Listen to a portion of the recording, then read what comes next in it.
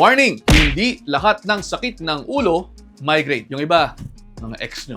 Kidding aside, yung ilang headaches pa pwedeng life-threatening. Oo, kung biglaan yan, kung sobrang lakas at masasabi mong this is the worst headache of my life, nako, makaiba na po yan. Hindi po sa tinatakot ko kayo, pero nangyayari po ito sa emergency room. Problema dyan ay kung mayroong kasamang panlalabo ng mata, pagbagsak ng isang bahagi ng mukha o yung ngumingiwi, paghina ng isang side ng katawan, ng braso o ng paa at nahuhumal. Yang mga yan, kung naririyan, idiretso nyo na po ang pasyente ninyo sa ER. O kung kayo mismo nakakaramdam niyan, pumunta na agad sa emergency room. Pero kung typical migraine naman, avoid lamang po natin ang usual triggers. Tsokolate, alcohol, puyat, stress, bright lights, sobrang bango, sobrang baho. Also, kung migraine talaga yan, treat early. Huwag nang antayin pang sumabog ang sakit kung talagang migraine ito. Napakasakit kasi niyan, kapatid. Itag mo na rin ang iyong kaibigang laging sinasaktan ng ulo. At ayun, almost 1 minute na ito. I hope you're all 1 minute wiser. Pakipusuan kung may natutunan, and I'll see you next time. Ingat.